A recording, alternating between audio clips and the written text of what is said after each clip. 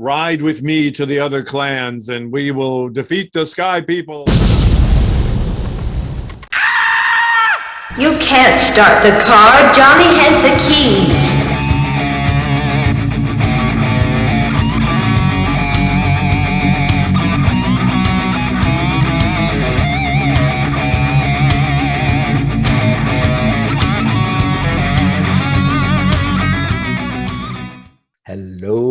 Hello out there in podcast and YouTube land. You have arrived at Johnny Has the Keys, where we talk about horror movies and science fiction films and those key elements that lift them above the average genre fare. Are you new to us? Well, we would like to welcome you to our unique, in-depth look at what makes these films stand out to us as far as maybe influence or what maybe they inspired further down the road. If you're coming back, then you know this is what we do, and we've been doing it for a while, hence the metaphor, Johnny has the keys. I am here with my good friend and co-host, David Horton. David, how are you doing today? I'm doing fairly well. It's a good day. It's nearly the spring is happening, so I'm kind of happy about that coming. Although I love fall and winter, and I dread summers, but I like spring and fall. So there you go.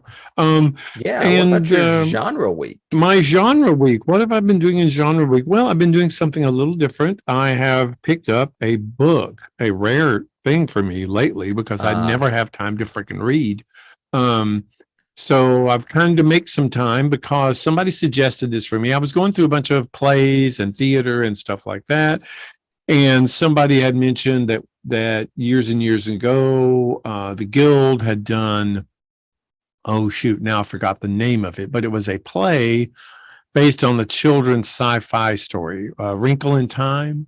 Which is a popular, children's I've heard of it. story, and they turned it into a play, and they did they had a giant brain in it, and they had projections on the walls, and it was a sci-fi play. And I thought, I wonder if there are others. And I know that a few years ago, I had read a book that was an adaptation this Canadian woman did of 7 of the Twilight Zone stories into one collection of theater. So it was like a 2-hour play, but it was like 7 of these stories all intertwined. It was really good and kind of cool and very sci-fi. So I thought, are there others out there? And I came across a book. It's by Roger Elwood, and I got it on the library app, the Library or whatever, one of those library apps. Libby, that's it. Yeah, and it's called 6 Science Fiction Plays. And I thought, interesting. I'll give this a read. I've just started it, but what I read first was an introduction by Roger Elwood, and then it had an introduction to City on the Edge of Forever by Harlan Ellison. And it's hilarious. And he is very caustic towards Star Trek in general, but not. If you know how Harlan is. He's that snarky kind of side, and then he'll just slam and say something, right. And then he has his teleplay is the first story in this thing. And it's the original one that he wrote that they didn't do? Yes. Wow. The one with the giants and the ruins of the city and the drug dealing on the... I have like a signed copy of it. Yeah. Mm-hmm. And then, but which isn't very, theater-y for science fiction. Actually, the Star Trek episode would be more suitable to the stage than Harlan's original screenplay, I would think. Correct. But I did read the first 2. One is called Sting. It's by Tom Remy. And it was pretty good. It's a 1-actor sort of play, and it kind of works. It's a very interesting idea, but more of a body horror, could be a body horror, but of a guy who's stung by an alien, and how he reacts to it and everything else. And Contact Point, which is by 2 Cogswells, a George Ray Cogswell and a Theodore Cogswell. I was unfamiliar with them as artists or as writers. But it was pretty good. All of these are old. They all came from the 70s. So all of these stories are early, late 70s. And then the one I'm waiting to read is by Fritz Lieber, who is a good sci-fi writer. And it's called The Mechanical Bride. And so I'm curious how it will be adapted for stage. So because the Ellison one, they didn't even try to adapt for stage. They just said, here's my teleplay. Yeah. And I'm sure that's what he used to sell the book, you know. Oh, I see. That makes perfect sense because everyone wants to read the original. Yeah, right. Okay. Gotcha. And I'm sure Harlan worked with him because, you know, as we've said before, Harlan did support young writers. He did. Yeah. And this may have been a way to say, yeah, I can help your compilation. I'll just throw in my teleplay and everybody will want it. You know? So, There you go. but anyway, that's what I've been doing in my genre week. What about you?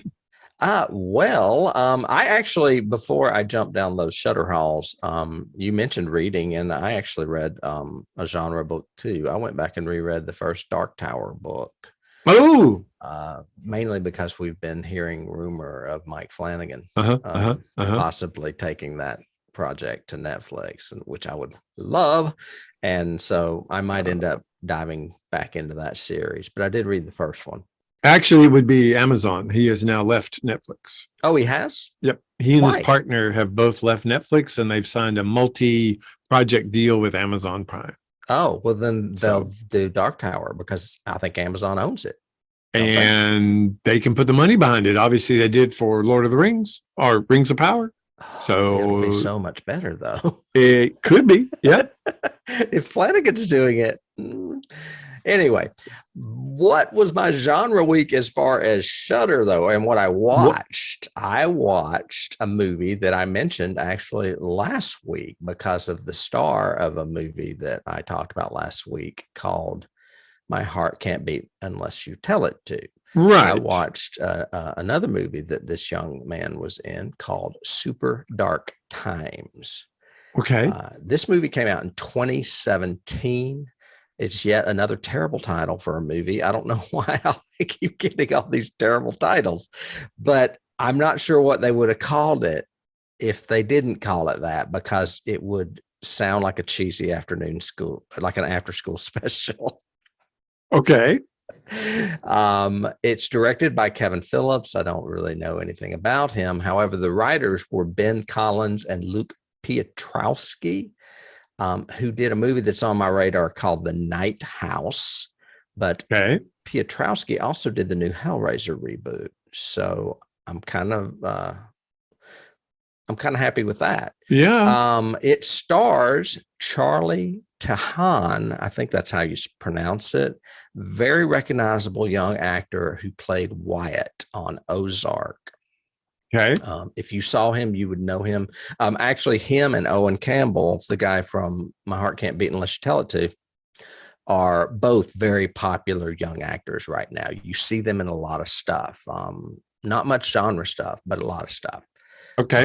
However, Owen not only was in My Heart Can't Beat Unless You Tell It To, he was also in X, which I haven't seen yet. The Ty West one, right? Right. Yep. Right. Yep. So these two guys are in it. The synopsis is teenagers Zach and Josh have been best friends their whole lives, but when a gruesome accident leads to a cover-up, the secret drives a wedge between them and propels them down a rabbit hole of escalating paranoia and violence. You got to cover up the bodies. Exactly. That's my take on this. I want to warn people, though, I would not consider this a horror movie. Okay. It is definitely dark, and it is definitely what's the word I'm looking for? It is a good movie. Let's just put it that way. It will hold your attention. It is dark. It's got great performances. And it kind of, remember, we've talked about this in the past, and I probably don't even need to go into it, but you know how you have stress streams?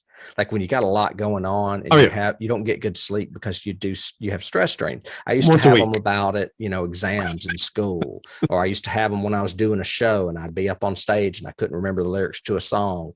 Right. Well, I've had stress streams about murdering people and people finding out. And that's kind of what this movie is. It's like two people trying to cover up something.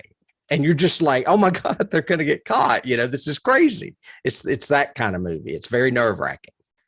Isn't that kind of like the Coen brothers' first movie, Blood Simple. Wasn't it like that where it was a couple or something and they ended up killing a guy who was like blackmailing them or doing something anyway, and the whole movie is basically them trying to cover up the body and then fake and not be caught by the cops and all that, wasn't it? I vaguely remember. I literally have not seen that movie since it came out, so it's been 40 years, but it's along those lines. I mean, and it's not an intentional, I'm probably spoiling things here for people, but it's not an intentional murder, but something happens. And instead of going to the authorities, they try to cover it up. Oh, it's yeah. Like, bad idea.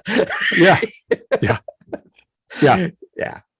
So, interesting. Okay. And it's called Super Dark Times. It's called Super Dark Times. Two very talented young actors are in it. And I would go on to say that this director could potentially go places because this is a really well done movie. So, okay. Yeah. And you said it's wouldn't classify as a horror movie, but it's definitely stress and tension and got some scare. Well, and there's murder and some violence in it, well, for sure. But it's not supernatural at all. So wow. Well, it's just super dark. That's an okay sort of segue. I mean, part of the story we're going to cover first, because this is a double feature, folks. So sit back, relax, and enjoy. But the first one is partially set in the dark. It does have some scary stuff to it, but also a lot of tension. And there's not murder, but there is violence in it. We are going all the way back to a very unique property from 2008. Produced by J.J. Abrams, directed by Matt Reeves, and written by Drew Goddard, called Cloverfield. Basically a very short synopsis because it's kind of what it is. You have a group of friends. They're getting together for one of their friends he's just taken a new vice president position, is going to be leaving the country. So they're having a going away party for him. There's a lot of kind of a few hints of backstory among all of these friends and characters. But right in the middle of it, New York City is attacked. They don't know what the attack is or what's happening or how it's going. And it's basically a group of them trying to survive the night. It is a found footage film. It is kind of unique. Let me, before we get into my opinion or whatever, I'm sure you've seen this before.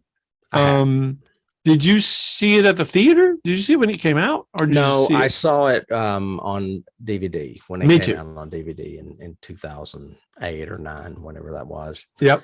And thoughts? I honestly didn't remember how well I liked it. And I'm not a fan, obviously, we've talked about this numerous times, of found footage movies. Jerky cameras annoy the fuck out of me. Yes. But I actually think it kind of works with this one because you are getting it from the perspective of if you were there and it was like you were running or walking down the street and all of a sudden a monster comes out of the ocean and you're capturing it on your cell phone or what have you. I still think I would rather see this movie redone as a straightforward movie and not that aspect. But I was really going into this thinking, oh God, I'm going to hate it. And I didn't hate it because I have quite a fondness for monster movies like this. Yes. Well, and that's what, so going into it for this rewatch, I'm like you, I had not seen this since it came out. And going into it, I was thinking, okay, I remember the Statue of Liberty head. I remember the night vision, and I remember the ending. So why am I going to watch this? I don't, it never really imprinted on me. I don't really like this movie this much. I'm going to hate this movie. I went into it and I actually went, it's pretty this good. actually works.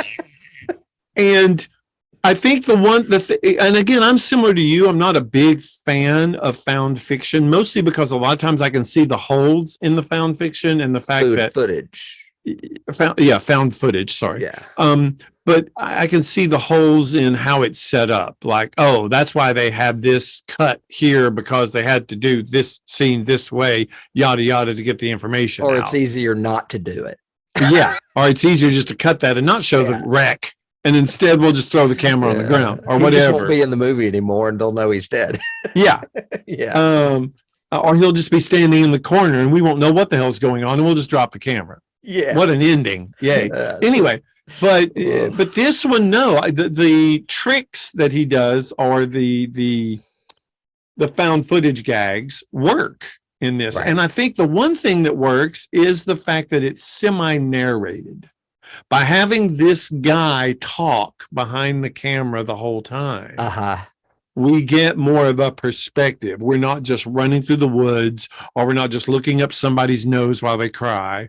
It's more of a perspective on it. You know, he's trying to do stuff like, guys, we got to go this way. We got to go this way. Okay, come on. You got to come with us. You got to come with us. You know, I'm documenting, man. I'm documenting.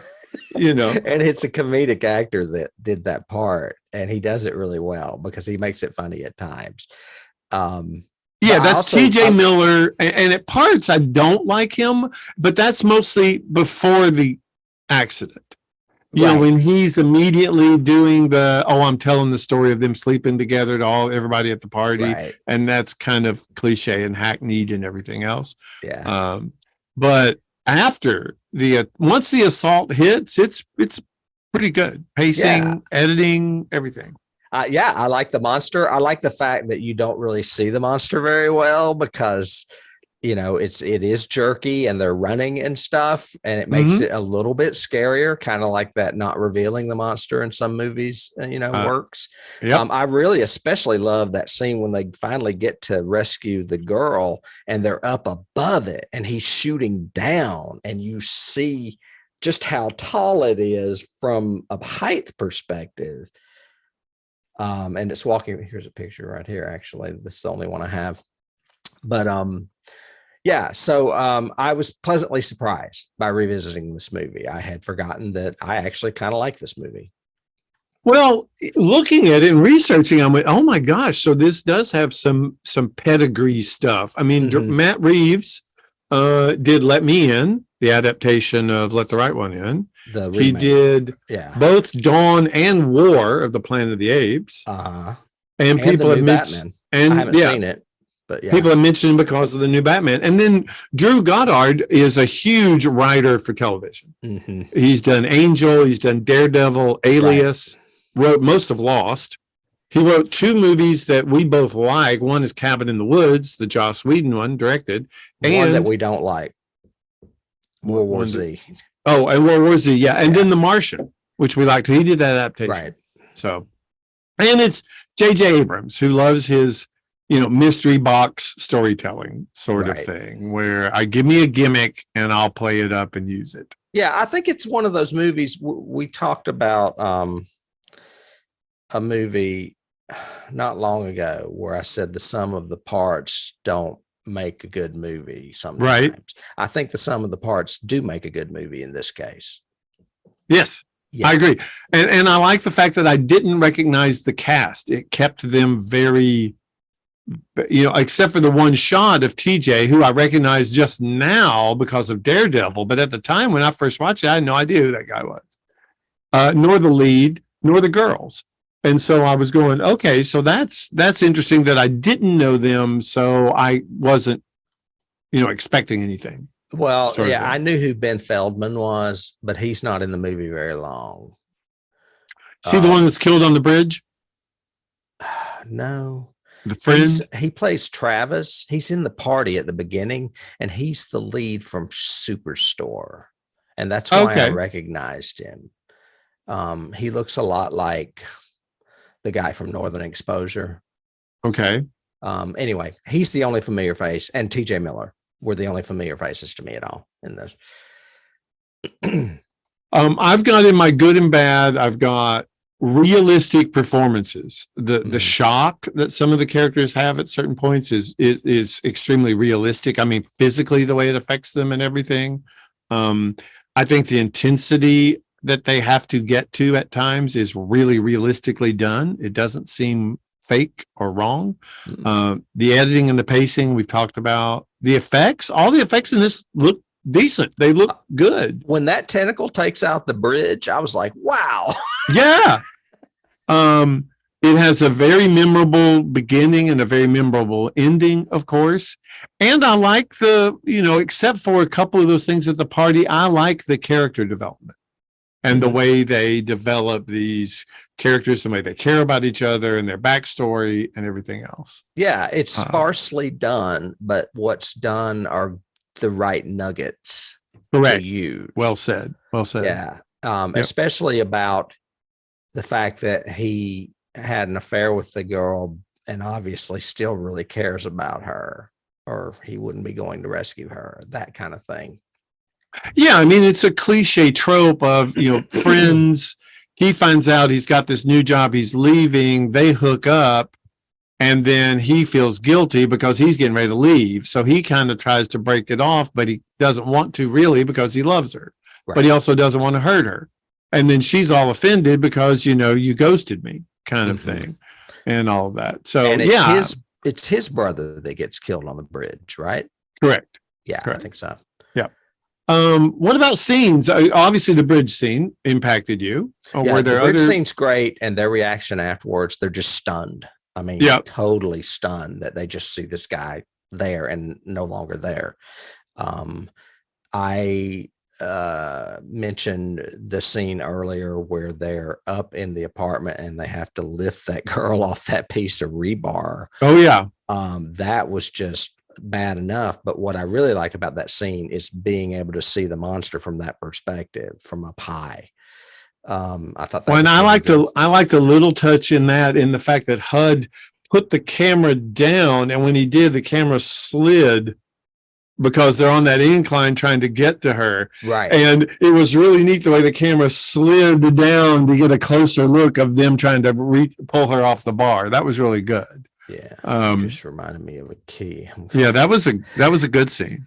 I like the right before they go up in there, they're like, tell me that's not her building or whatever. Yeah, because it's leaning against the other skyscraper into another building, and they're like, how the hell did we go up that? Yeah. And someone has the idea of going up the building that's not leaning and jumping over. Yeah. We're not doing this, are we? We're not really doing this, are we? Yeah, I know. The whole time I was like, really? Are you not just going to listen to the army guy and just go to the helicopter and get out? Yeah. It reminded me also of when we used to play games like Dungeons and Dragons and Top Secret. I remember when came up with one once that was a zombie game. It was like a zombie outbreak, and I was like totally in, to the role playing of a zombie game. I would totally be into the role playing of this kind of game too. Well, interesting you said that, because they started this as an ARG. Part of the marketing campaign was an alternate reality game that you could play online and be in this world and everything else with these characters. And that was one part of their marketing campaign, similar to the way that other found footage movie had that huge marketing campaign prior to when it came out.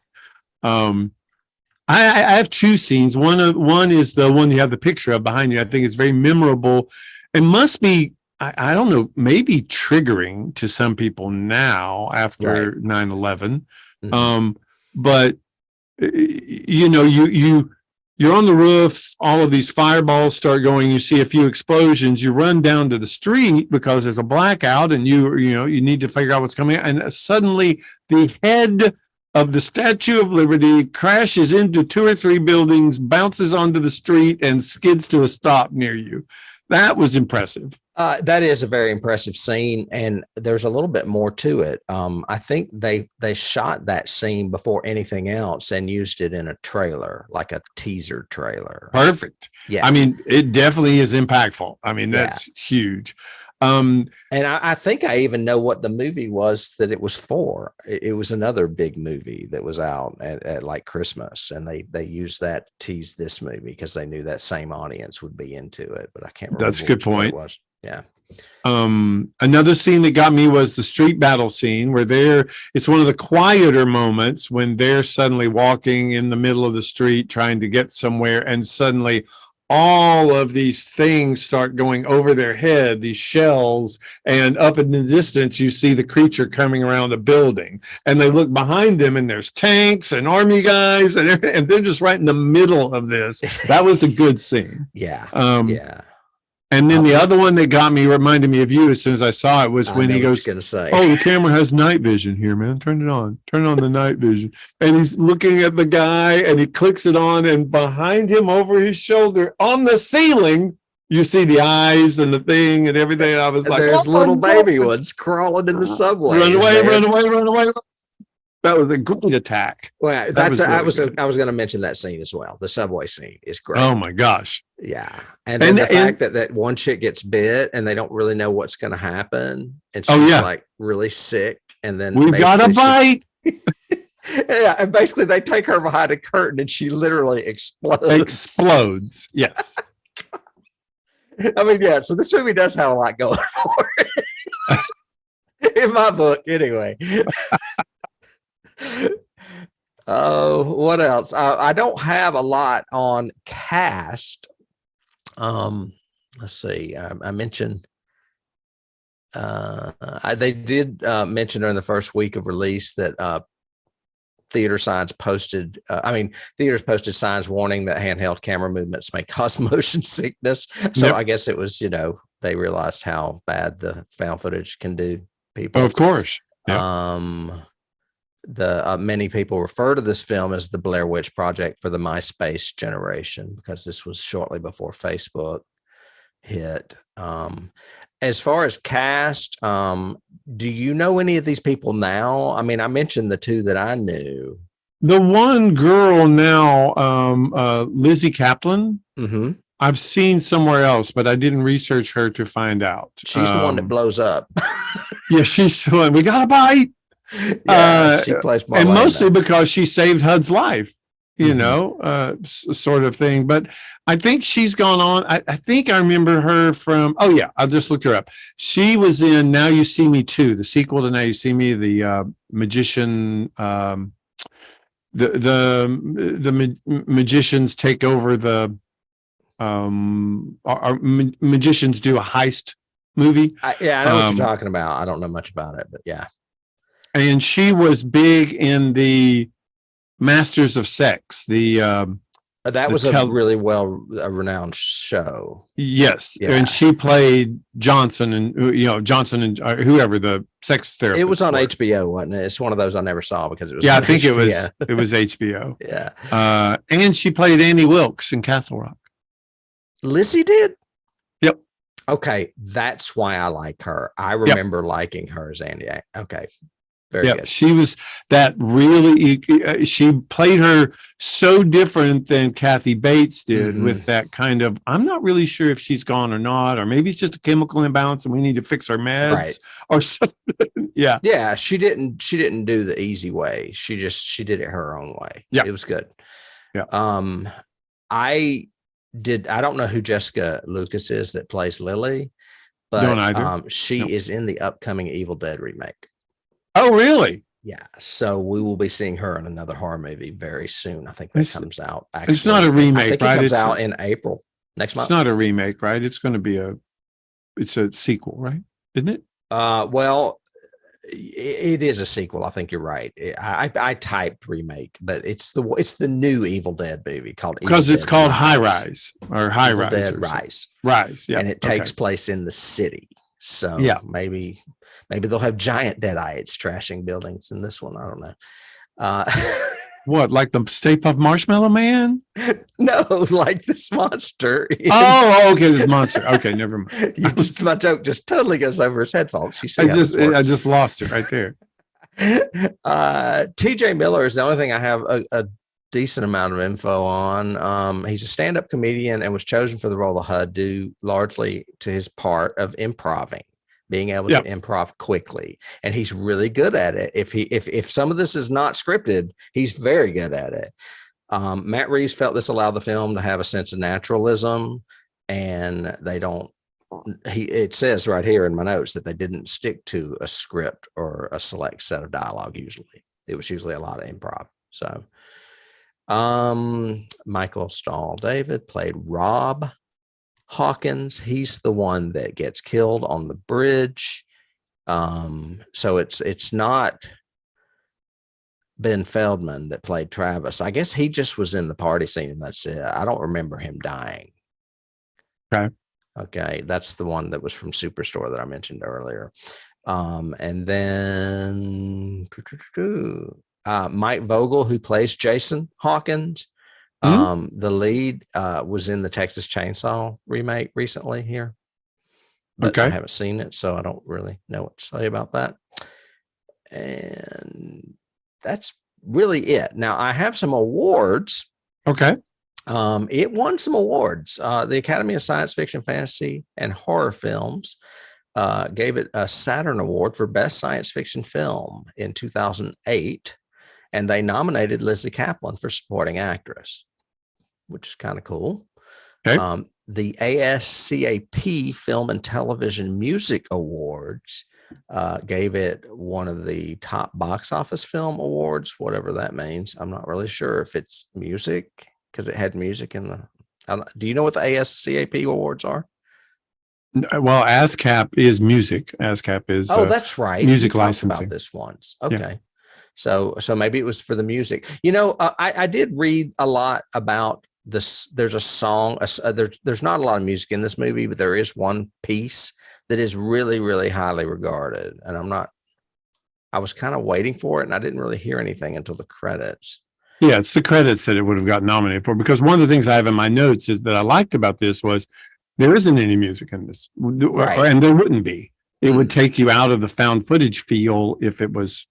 That's true. If you heard a score. Actually, I just discovered it's called Roar, the Overture, Roar Overture, Roar exclamation point Overture. And it also won an award for the International Film Music Critic Awards, the IFMCA, for Composition of the Year.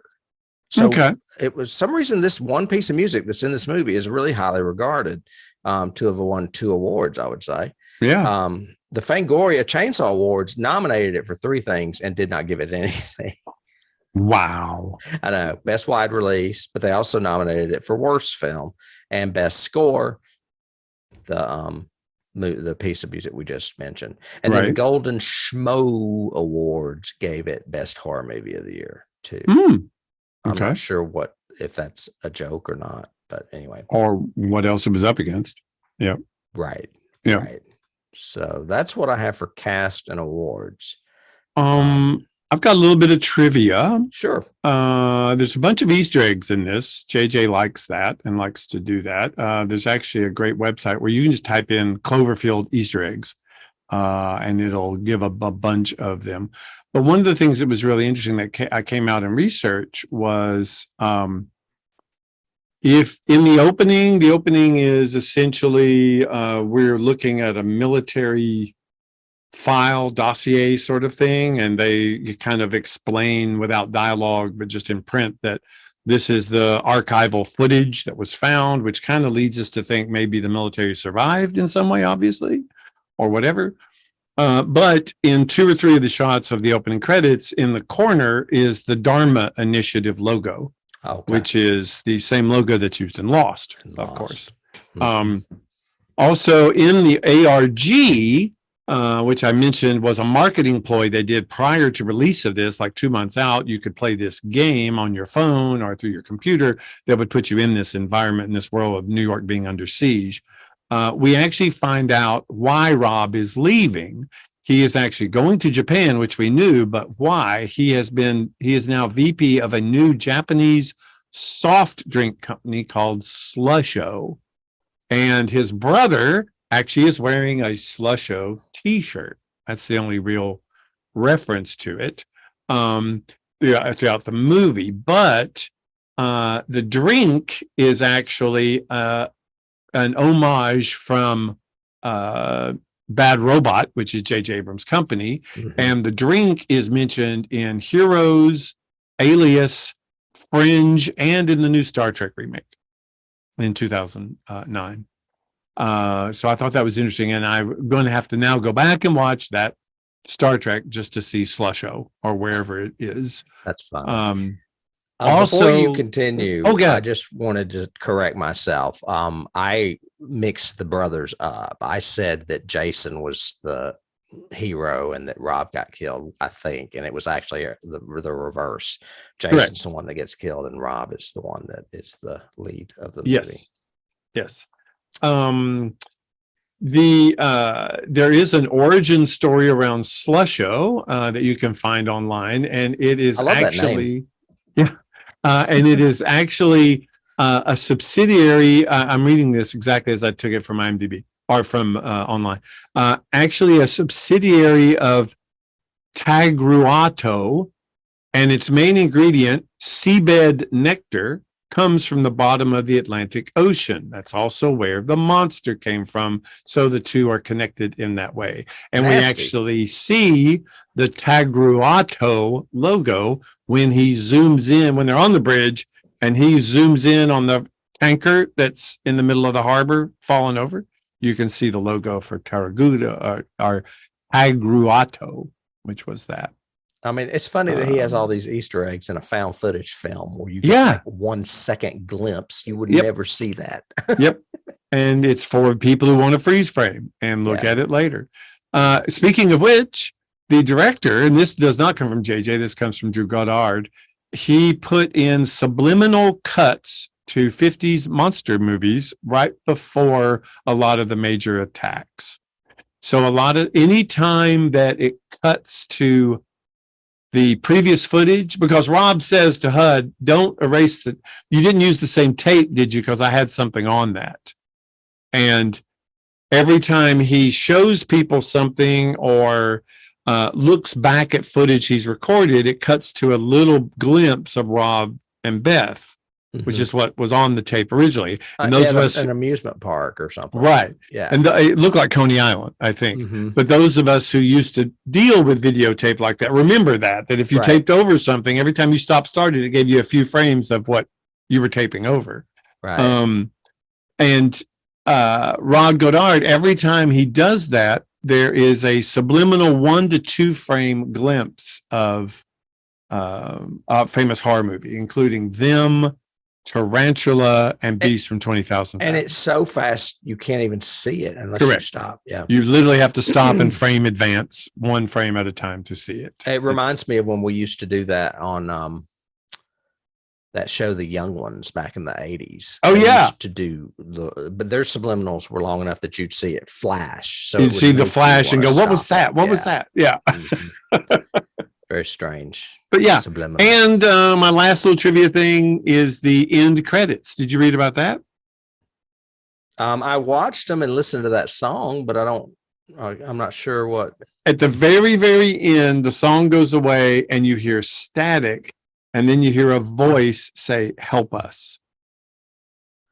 I did not catch that. And so I looked it up because I was going, what? Because I could barely tell what they were saying. So I went, what is that? So I looked it up online. Yes, they do say "help us." They also say online that if you play that backwards, although how you do that, I have no clue. How do you play something backwards and hear it? You would take the audio file, put it into an audio software, and then reverse it. If you do that, it says... I can do it with video. I'm sure you can do it with audio. But if you do that, it says it's still alive at the very end. Help us translates to "it's still alive." That doesn't make sense. Yep. That's what they have. It's what it says. I don't know, but that's what it says. So the only trivia I have is that this monster that looks so spectacular behind me only has 2 minutes and 37 seconds of screen time in this film. So most of what you're scared of is what you think's out there. And most of that is being impacted by missiles and bombs and fire and great big elbows. That's basically what you see the most. Buildings falling on you. Yes, buildings falling. Wow. Do you want to go ahead and do keys for this one or move on to the second feature? No, I think we should do keys for each. Okay. Well, my first key for this one is the big guy. The big guy. Mm-hmm. The Godzilla. Big guy? Oh, Jesus. I didn't even think of Godzilla. Damn it. Why didn't I have Godzilla? That makes Godzilla sense. is Yeah. a giant monster from the ocean. The only difference is this is New York and not Tokyo. It's the Yep. exact same kind of movie. So true. Very true. See, And my honestly, first, I have another key that is kind of related to that. huh? This film is to 9/11 what Godzilla was to Hiroshima. Ooh, well done. That's a great key. Yeah. I mean, because, that movie was born out of the atomic war Mhm. or the atomic blast at Hiroshima. And I Yep. really feel like a lot of this movie was born out of 9/11. Makes sense. That's really good. It's just as terrifying. Mhm. A little less on the death scale as far as massive, but still rightly terrifying. So, Well, I naturally, as one of my keys, have 9/11 just Mhm. because, especially when they're that first attack, when they're on the street and they're looking down the streets of New York and you just see the huge cloud cover the buildings and start coming towards you, the dust and everything else. And then also shots of stunned and people in shock and everything just covered in dirt and dust and everything just standing in the street looking around, just stunned, Very 9/11. I have, when you said the big guy, I thought, oh, my big one is Blair Witch, because that was really the first of the major found footage movies.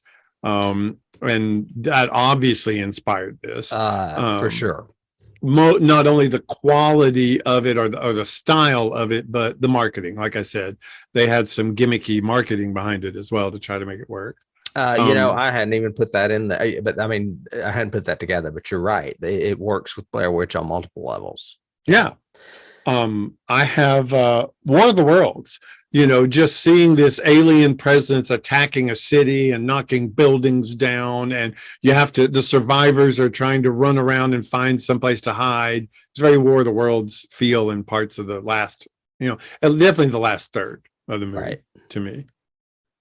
I mentioned the big guy Godzilla, but I have to mention the King Kong movie from 1976, which is very New York centric, with the Twin Towers. And that shot they show of that tower we saw leaning into the other building reminded me of when King Kong looks up and sees the two Twin Towers and how they remind him of like some rocks back in the jungle. I can't remember. Yep. Anyway, it's not a direct key, but it's like a key to me. It resonates with me. That's a good one. Yeah. I have Beast from 20,000 Fathoms, of course, because again, comes from the ocean, is attacking New York, is going down the streets, but also as they shoot it, its blood starts poisoning the atmosphere. And in this one, evidently this creature just starts sloughing off little bitty skittering baby creatures that are worse than it. I'd rather have the building thrown on me. I'd have this thing bite me in half than have one of those things. That was creepy. I also have, of course, Jaws, which you kind of hinted at earlier and mentioned. The whole thing of don't show the monster too early. Right. And don't show very much of the monster when you do show it. Mm-hmm. And that was a strong lesson that they used in this, I think. I agree. Mm-hmm. There's a couple of what I would call scenes in this movie that are directly related to both Planet of the Apes and Escape from New York, where there is a decapitated or partial version of the Statue of Liberty in a shot. Independence Day, same thing. Independence Day too. Yeah. Yep. Yeah. I have Stephen King for the subway horror. Anytime you scare me in a subway, I am going to think of The Stand. The Lincoln Tunnel. Yeah. I cannot not think of that scene because it terrified me when I read it. And I think it did that to a bunch of people. But I also have the whole genre of downer endings, Rosemary's Baby, Midsommar, Hereditary, all of those that have endings that you expect your hero to somehow pull out at the end or survive or whatever. And nope, they didn't. Sorry. The Army found this footage. We told you at the very beginning that we found this footage. And that because no one's going to survive. Right. Right. Yeah. Right. We know from the very beginning, no one survives. So yeah, this whole industry or subgenre, subgenre, I guess it would be of unhappy endings. You know what? That's another key to the Blair Witch Project too. So that's a third key because that movie's the same premise. That tape is found as well. Yep. Yep. And it starts that way, saying we're founding, this. And then my last key for this one is you just reminded me of it, which is Ghostbusters, the Stay Puft Marshmallow Man. Because you're right, when he's up and you're seeing the thing crawl, and also with the helicopter, when they're looking from the helicopter down at it and it's going through the city rampaging and being bombed and all that. Really... Yeah, I read something about this. I don't think I put it in my notes, but that Abrams had a theory, or whoever wrote it had a theory, that this is really just a baby that's kind of like lost and scared and stumbling through the city. And there are scenes when it is doing that I thought, you know what, it does look confused and frightened a little bit. The monster. Yeah. The only thing that contradicts that really is it dropping the babies. That means it's older, I guess, if it's got babies on it. It's more mature. It's a more mature baby monster. Okay, I've got to come up with a story for that. A more mature baby monster. Yeah. We have babies when we're firstborn. It's like what is it? Tribbles. They're born pregnant. Oh my God. That's true. That's true. I'd forgotten about that. So maybe we should put that in there as a key as well. What else do I have? You mentioned the Dharma Initiative. I had that one. Images from King Kong and those other movies. I had that one as well. Beast from 20,000 Fathoms and them are subliminally put into this. And then this, I'm going to read this because I don't think you read it. You mentioned Star Trek, but it says the design for Clover has been reused a lot, including the creature from Super 8. Yep. Did you say that? Yes. No, I didn't say that, but I remember that movie. I hadn't gotten that one. That's true. Okay. It's and very then similar. An alien monster from Star Trek in 2009. Oh, yeah. The one that chases them on the frozen planet. Okay. Yep. I've only seen that movie once, so I don't remember it. Yep. That's a good one. Okay.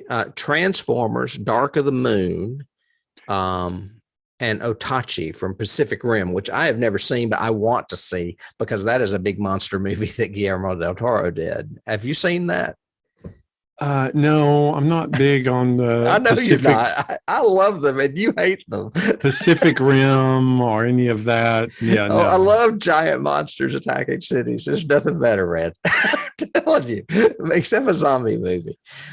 Except what if you had a giant zombie monster attacking a city? And it says, however, the last and this and Muto from Godzilla 2014. So there was another one. It says, however, the last two are mainly similar for their stances, which are hunched over, like in this movie, and their arms, which are similar to this one. So okay. But I did want to go. I did have another one. That Godzilla movie that's so bad with Matthew Broderick from the 1990s. Yes. I can't remember. Is it just called Godzilla? Anyway, yep. I wrote 1990 question mark because I can't even remember what the name of or the year was. But that one had babies too. It like laid eggs and they hatched really quickly. Oh, so yeah, that's little right. Monsters running around too. Yeah, little aliens. Yeah, because I remember liking that about that movie.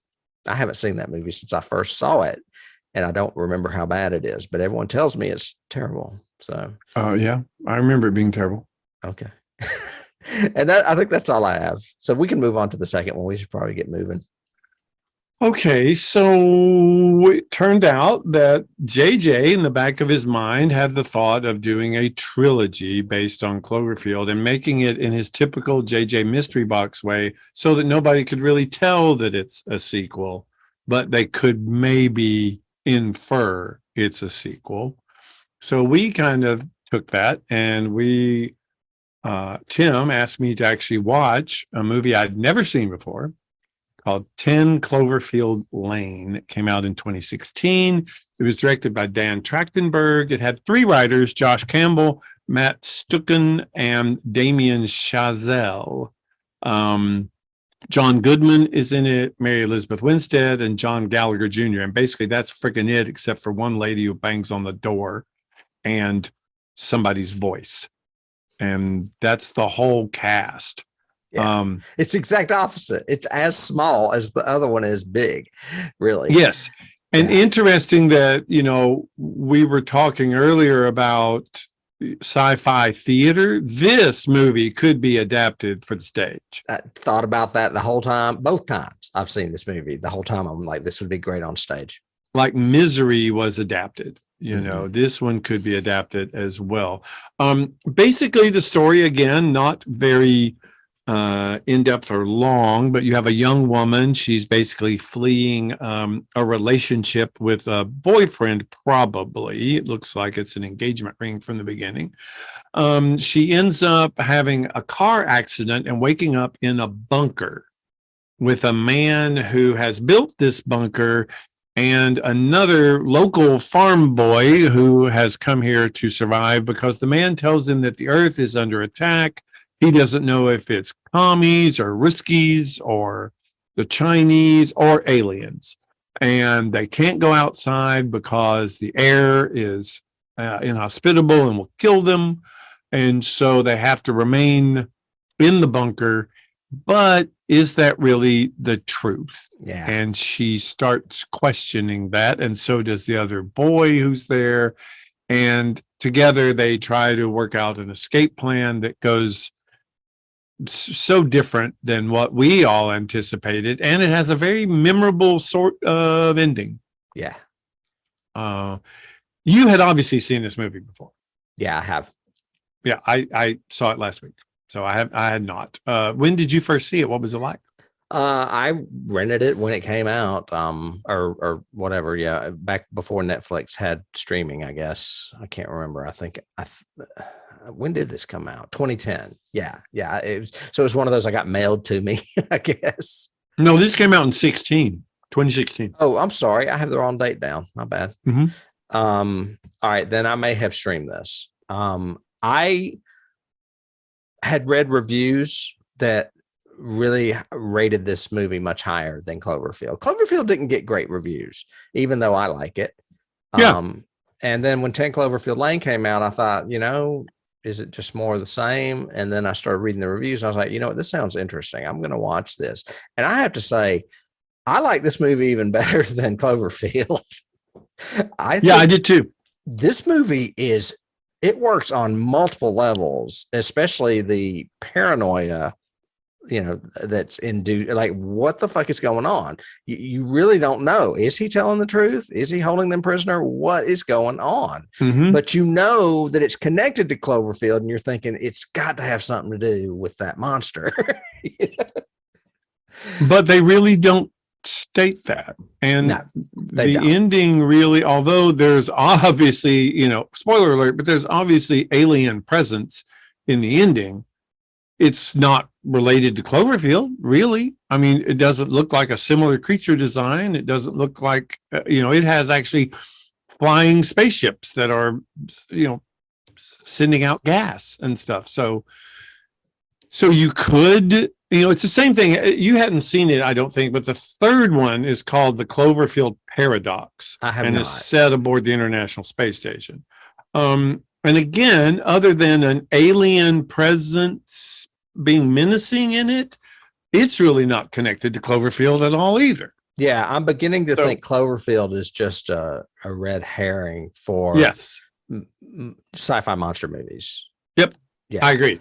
Totally agree. Mm-hmm. Even though this one I would not ever classify as a monster movie. You could at the end, unless you classify Goodman's character as a monster. You know what I mean? But I wouldn't categorize this in my sci-fi monster movies. I would make it sci-fi survival or psychological. Yeah. Right. No, I agree. 90% of the movie, more than 90% of the movie is that, but there is a monster in this movie. A couple, There are, yeah. one in particular, and then spaceships that probably contain others. Yes, yes. So what was your first impression? I mean, you said you liked it. I think I was like an hour into it or what. I love the whole opening, by the way. One of my favorite scenes is that opening, which is, I'll go ahead and key it. It's so psycho. It was killing me.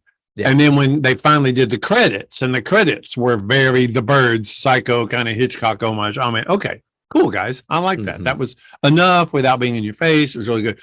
But I guess it was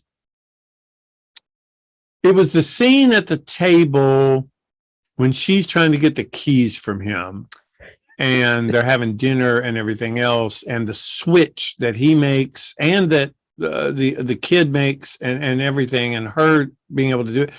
I was going, oh my God, if they had not gotten the right cast for this movie would have sucked so bad. Right.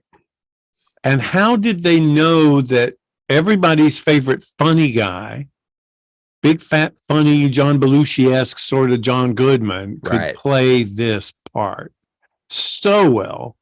And golly, he's really good. The only other person I think off the top of my head that I could see in this role maybe is that guy you mentioned from Avatar that's in Don't Breathe. Oh, I could see him do it.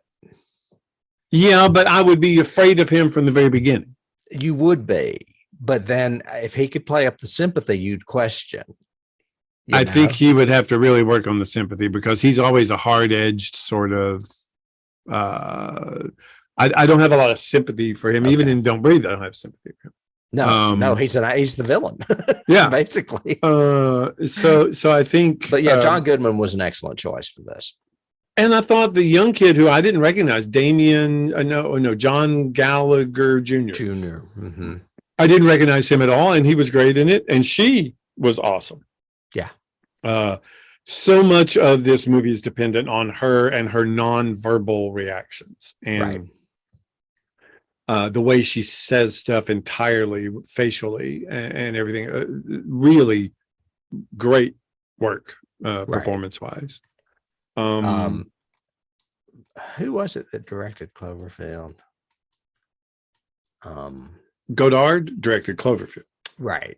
This one has a pretty good director too, but it has a better pedigree as far as writing.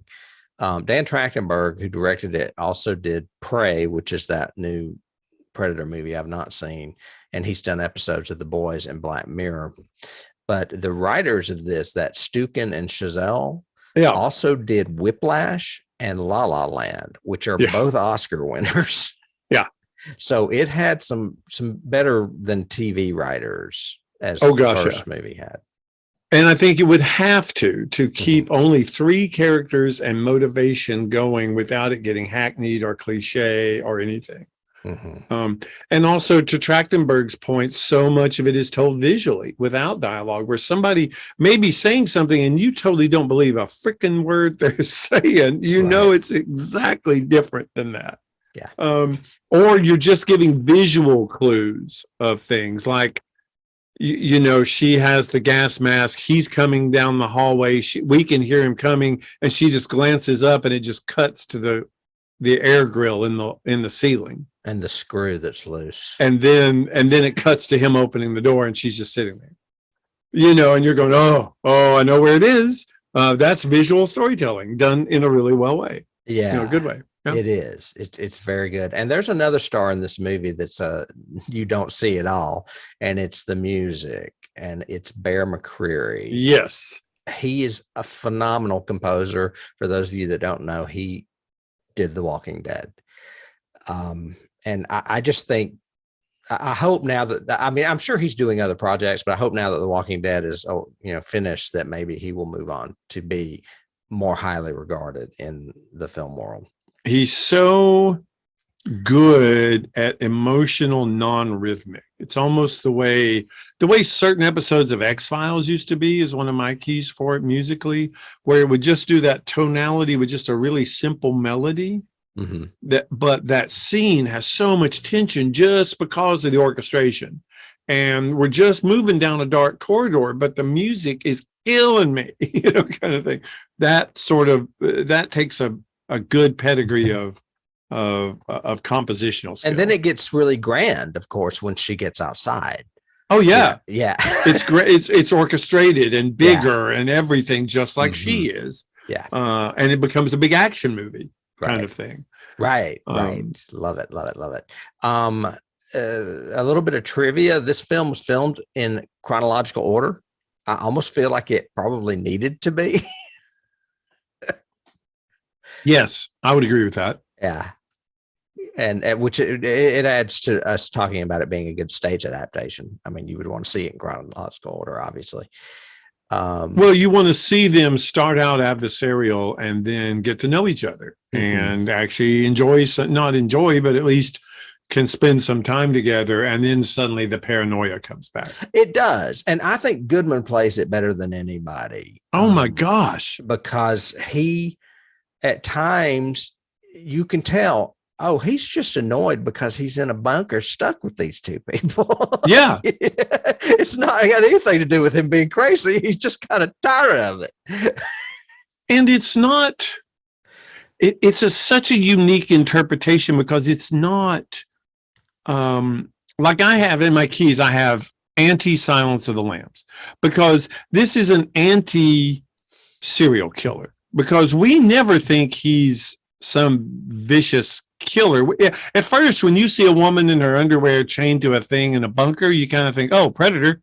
This guy's probably a predator. Well, and that's what she thinks waking up. But the way he portrays that, with just like a sigh going, you really should be thanking me because I saved your life. Blah, blah, blah. And then the next big clue is she sees the truck. The truck is, has her paint on it and everything else. And then he deflects that by saying, yeah, I did run you off the road by accident. That's why I felt guilty and saved your life. And you're like going, that makes perfect freaking sense. Damn it. And so you never think that this guy, his intent is to prey on her.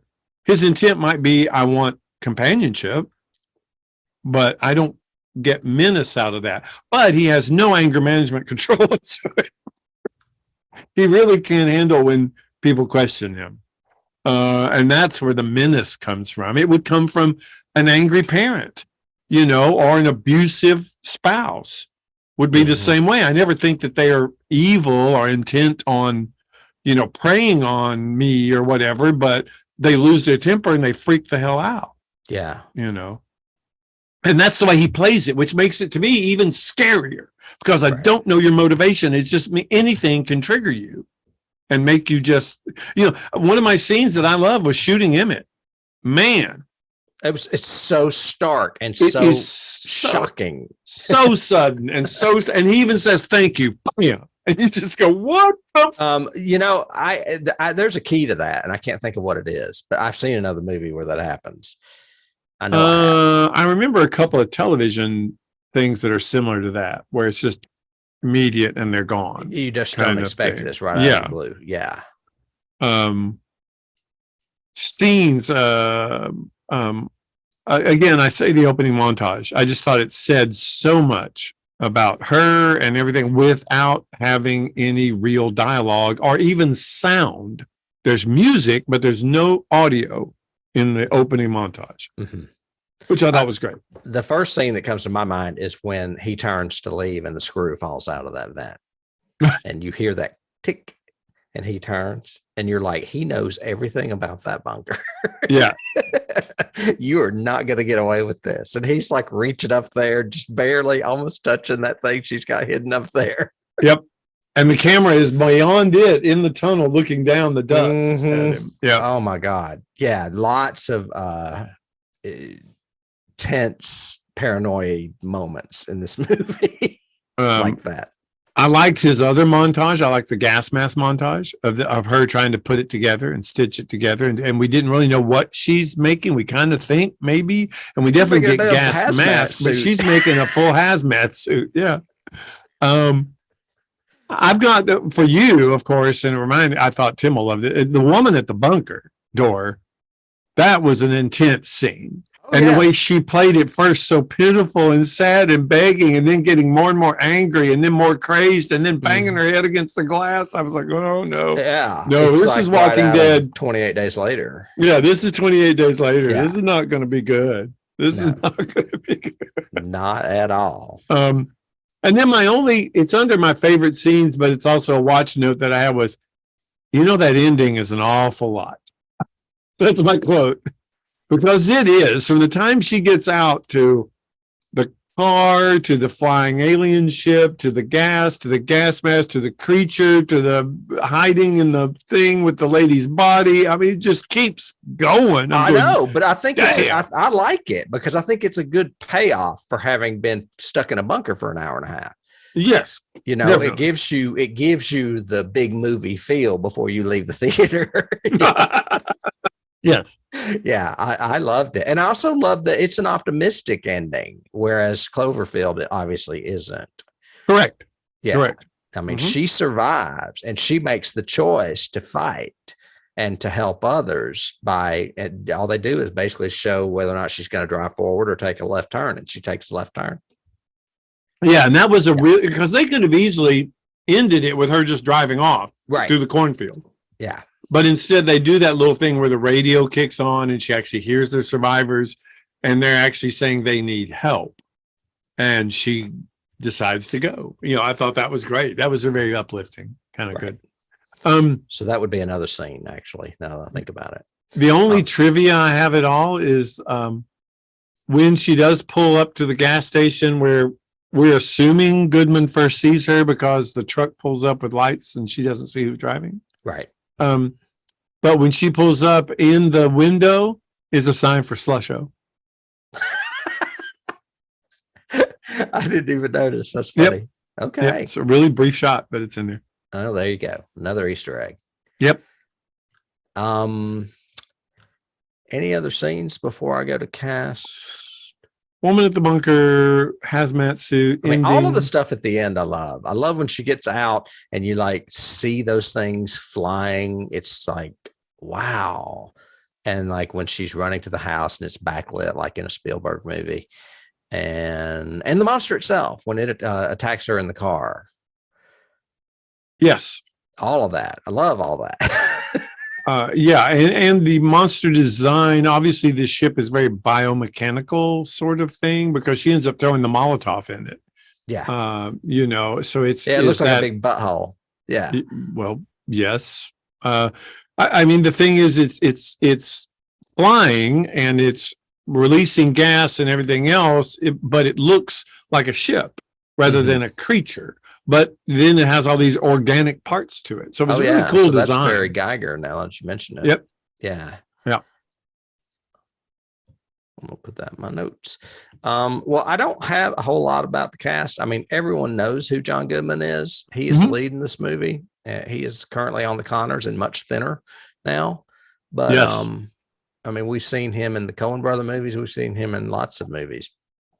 And he's wonderful. Mary Elizabeth Winstead, the only thing I have for her is that she was the only choice for this role. They did not consider anybody else. Okay. And rightly so, because she's great in it. But when I look, I mean, she was on the Fargo TV series. She was on a lot of television. I don't really see anything that she's known for that's huge. Do you? Well, she has done one episode of that series that I'm slowly watching, Love, Death, and Robots, which is kind of cool. She was also in Death Proof, it said in her thing. Oh, well, and I love that, but I haven't seen that, I think, since it was in theaters. And then I had in my trivia notes that she and Gallagher Jr. were both in Scott Pilgrim versus the World. I've never seen that. I have not seen that movie either. I have heard good things about it, but I've not seen it. Yeah, she's good. John Gallagher, on the other hand, the guy that plays the country boy that's with them in the bunker, I just looked, and he's in the movie Hush. He plays the man. Is he? So I think he may be the villain in Hush. He must be. I did not realize that. You know what? He is. He's the lead in Hush. Wow. I didn't realize that either.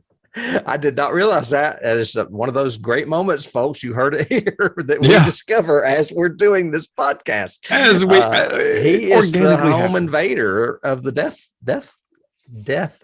I can't say it. Deaf woman in Hush, which is a Mike Flanagan movie that I like. And she's Kate Siegel, his wife. Yes, exactly. And then I don't know if you looked deep enough into the cast to know this, but the voice of her boyfriend on the phone, do you know who that is? Well, that's Bradley Cooper. It is. It is Rocket himself from Guardians of the Galaxy. Bradley Cooper is her boyfriend. They asked him. I read somewhere in trivia that the director just kind of called him up and he did it on his phone as like a favor, I guess. I don't know if he got paid for it or not. Wow. What else? All right. Let me go on to awards because there is no other cast. I mentioned that Cloverfield won like 4 awards, mostly music related. This movie quadruples that. This movie won awards all over the indie circuit. It won 16 total, which is a good bit. Wow. To mention a few, Fangoria Chainsaw Awards gave John Goodman Best Actor. The Fright Meter Awards gave John Goodman Best Actor. Blood and Guts UK Horror Awards gave it Best Actor and Best Screenplay to those guys we mentioned earlier that had done the Oscar-winning movies. And then it won, actually it didn't win, but it was nominated for a Bram Stoker Award, which is the Horror Writing Award for Screenplay. Okay. So I thought that was interesting. Oh, and our friends at the Academy of Science Fiction, Fantasy, and Horror Films gave it Best Thriller Film, Best Actress, which is Mary Elizabeth Winstead, and Best Supporting Actor, John Goodman. I don't know why he would be considered supporting, but anyway. So those are the awards I have. Neither one of these movies was on the 1001 movies you must see before you die. If I were to put one on it, it would be the second one, though. It would be mine as well. Yeah. Yep. Oh, I'd forgotten. You just reminded me. I don't know why that book reminded me of it, but the scene where they're playing the game, the taboo kind of game or whatever it is, guess who I am, and he's saying that stuff about I see what you're doing, And I know what you're doing or whatever. I see everything. I know everything. And Emmett is like losing his freaking mind. Yeah. And she has to cover by saying Santa Claus. Oh my God. Right. Oh my gosh, that was so tense. But was she covering, or was he really being Santa Claus? I thought he was really being Santa Claus. No, he really was being Santa Claus. But yeah. but remember, even the way Goodman did that, and he goes, "Oh, yeah, that's very good, Michelle." Even though it was Emmett's turn, and you're going, "Oh my God, he's going to be pissed off." Yeah. I mean, he. You know what? Another good key to John in this movie, and I'll go ahead and say it because I guess we're moving to keys. Yeah, right? we're moving to keys. Yeah. Is Annie Wilkes? He is Annie Wilkes in Misery. Yes. Excellent. Great. That is excellent. I hadn't thought of that at all. Because I mean, there are times when it's like, is this guy crazy? And if you know, will he kill me? Obviously, he just blew that guy's head off without even thinking about it. If he had ever said Emmett is being a duty head, then we would know. We would know perfectly. Yeah. And then you also find out later he has a barrel of acid, and you're like, okay, there's a little bit of creepy in that too. There is some creepy in that. And when she opens up the one window and sees help carved from the inside, right, scratched into it. Yeah. That kind of says, I think this has happened before. And what was the deal with that? Because I got a little confused. He said he had a daughter. He said he had a daughter named Meg, but the pictures are not the same girl. The girl that he has pictures of is a girl that disappeared, that Emmett said disappeared a few years ago. And they thought she had run away with some guy or something. And he was keeping her in that bunker. Probably. Wow. Yeah. That's even darker. I just, she was confused because at first she thought the picture was of his daughter because he lied. and said Yeah, it he was. said it was Yeah. his daughter. Yeah. Okay. I meant to go can't- back and read up on that. Sometimes I have to go to like Wikipedia and read the plot summary to catch things that I may have missed. And that was the And one he I really meant to did read. have a daughter because Emmett knew the difference. So there really was a daughter at some point. At some point, but she probably wasn't there when all the shit hit the fan or whatever. Yeah. Yeah. I mean, if you're going to have a bunker, don't keep pictures. You've got to Don't be hold people careful. prisoner in it. Well, just don't get caught. I think is the overall, thing. Okay. Well, speaking of which, that leads me to my first key. Yes. Which is the unbreakable Kimmy Schmidt. Okay.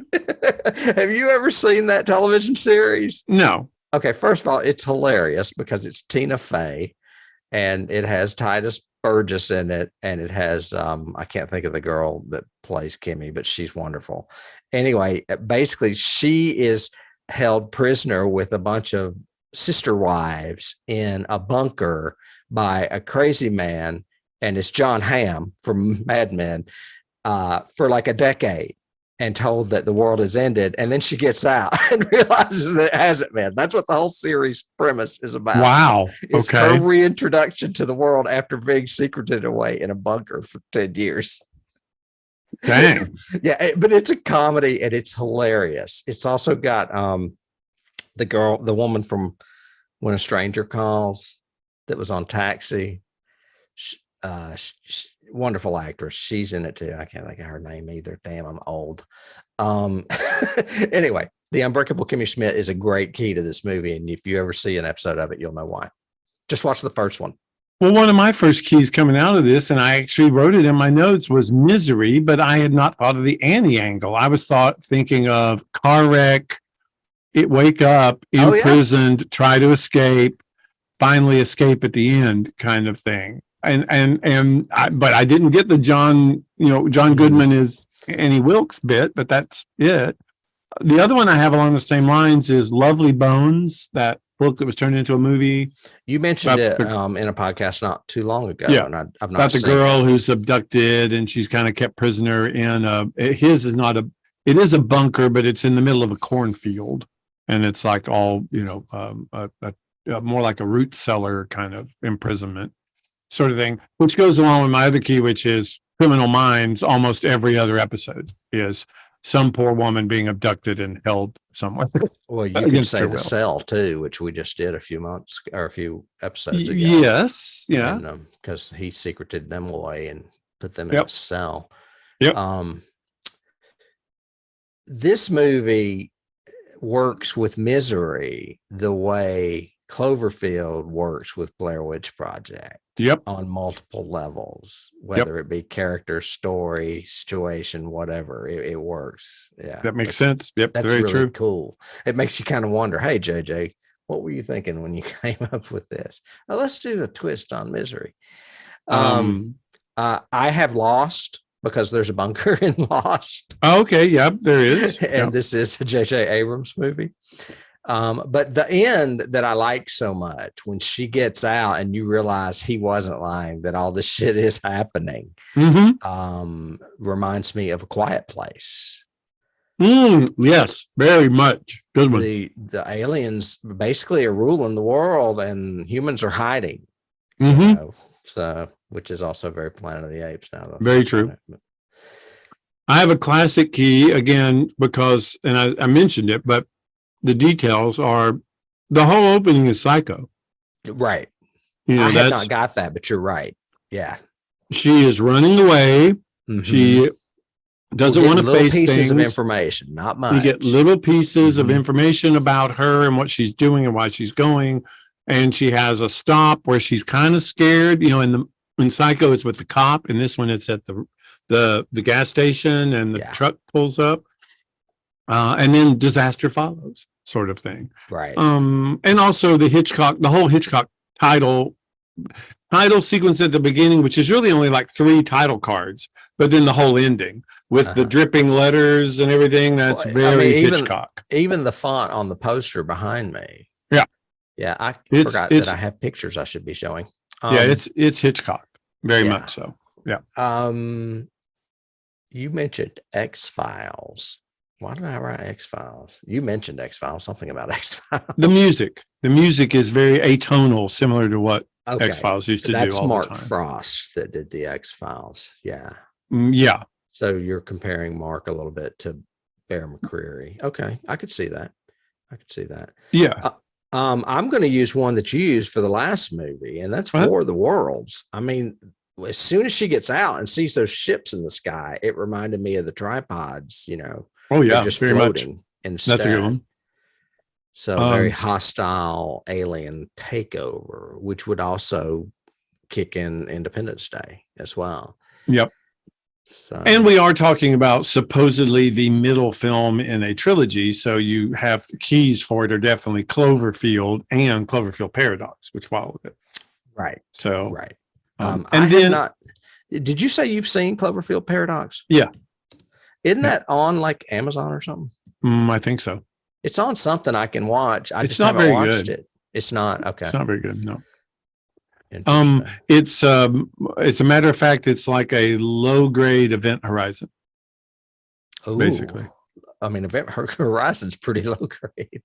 Well, I mean, in Yeah. that they didn't have the amount of money that Event Horizon had to tell this Okay. story. So it's but it's, a group of astronauts trapped on the ISS. There's a huge climate crisis going on Earth. So they can't send a ship to them. So they can't land, blah, blah, blah. And then they end up opening other dimensions, which are allowing aliens to come through. Mm-hmm. So that's Paradox. And I have one I haven't seen anywhere, but 3 different people that I read reviews of this movie said this is similar to The Divide, which was a previous movie, I think, by Trachtenberg. I've never heard of the movie or seen I've never the heard of movie. it either. It is, let me look it up real quick. It came out in 2011. Survivors of a nuclear attack are grouped together for days in a basement of their apartment building where fear and dwindling supplies wear away at their dynamic. So it's that bunker thing, but supposedly it gets much more violent and much more gory. Okay. Isn't Dan Trachtenberg that Michelle Trachtenberg's dad or something? I think so. She was on Buffy, right? Yes. Oh, yeah. She was one of the ones I didn't like on Buffy, if I remember right. Well, she took some getting used to. She played Dawn. Yeah. Yeah. But this Divide has a great cast. It has Courtney B. Vance, Michael Biehn, Milo Ventimiglia. It's got a good cast, and Rosanna Arquette, but I've never heard of it before. It came out in 2011. Interesting. So there you go.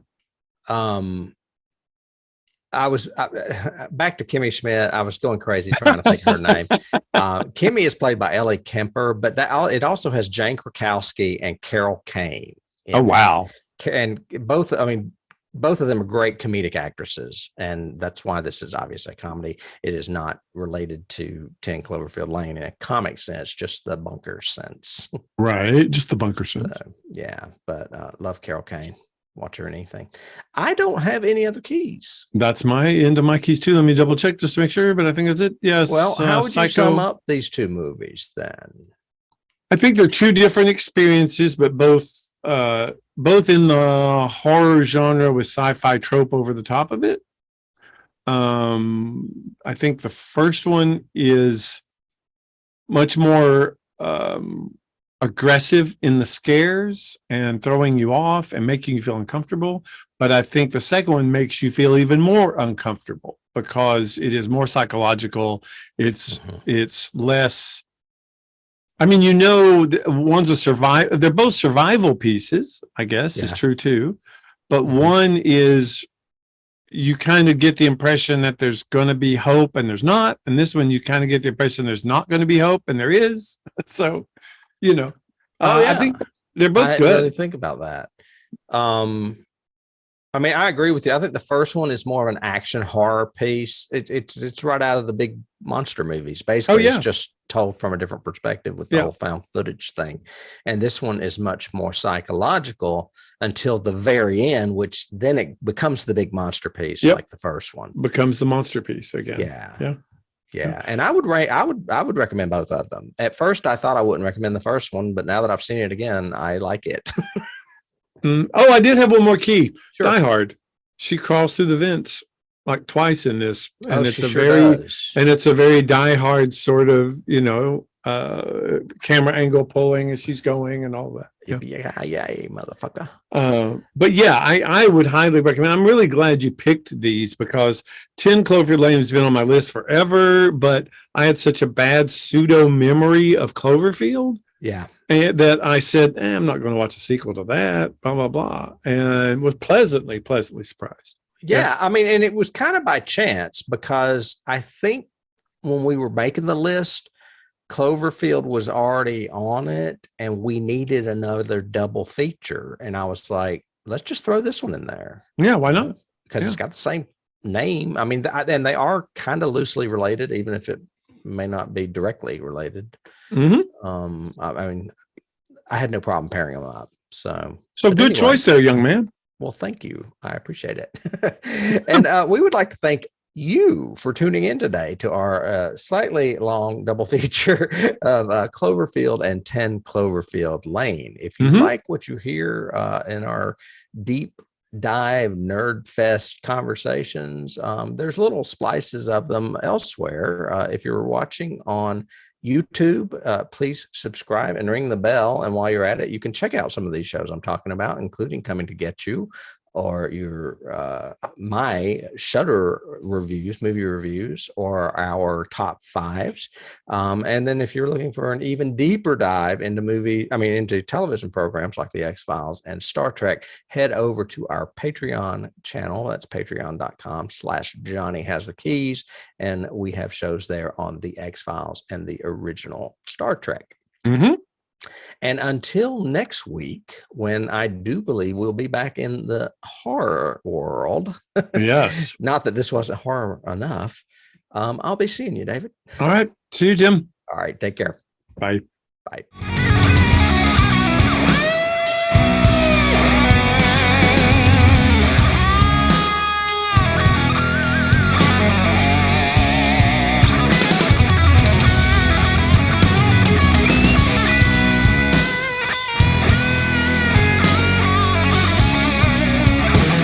You can't start the car. Johnny has the keys.